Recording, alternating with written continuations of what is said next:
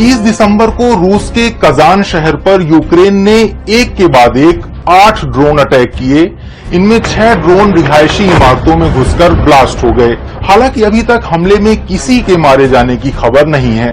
आज के एक्सप्लेनर में जानेंगे कि अब जंग में सबसे कारगर क्यों हो रहे हैं ड्रोन्स, और दुनिया को मिसाइल डिफेंस सिस्टम बेचने वाला रूस छोटे छोटे ड्रोन्स के सामने बेबस क्यों है। सबसे पहले ड्रोन्स के सामने रूस की बेबसी को ही समझते हैं।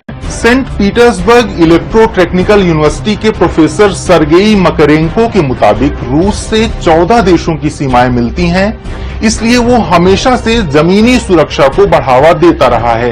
रूस ने ड्रोन्स के हमलों से बचने के लिए ज्यादा रिसर्च नहीं की। रूस की सबसे एडवांस एयर डिफेंस सिस्टम का राडार भी सिर्फ 3 से 4 किलोमीटर की रेंज वाला ड्रोन ही पकड़ सकता है, और इससे बाहर के रेंज वाले ड्रोन्स आसानी से बच निकलते हैं।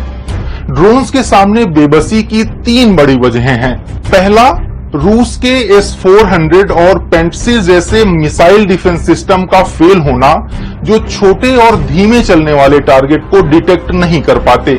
दूसरा, छोटे ड्रोन्स हल्के और धीमी स्पीड वाले होते हैं, इसलिए इनका राडार की पकड़ में आना मुश्किल होता है। तीसरा, आमतौर पर एक ड्रोन की कीमत कुछ लाख रुपए होती है, लेकिन इसकी तुलना में रूस जो मिसाइल का इस्तेमाल इसे तबाह करने के लिए करता है, उसकी कीमत करीब 8.5 करोड़ रुपए से भी ज्यादा होती है। लेकिन रूस यूक्रेन हो या फिर इजराइल हमास की जंग, ड्रोन्स ने मॉडर्न युद्ध को कैसे बदल दिया है।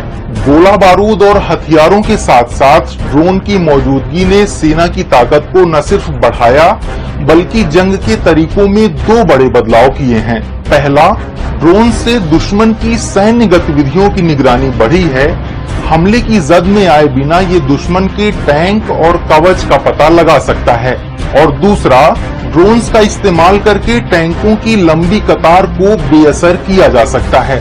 परफॉर्मेंस ड्रोन वर्क्स के सीईओ रयान गुरी के मुताबिक ड्रोन्स बड़ी बड़ी सबमरीन से लेकर टैंक्स तक को तबाह करने का दम रखते हैं। ड्रोन्स का डेवलपमेंट अभी शुरू ही हुआ है और आने वाले समय में ये सबसे ज्यादा खतरनाक हथियार साबित हो सकते हैं।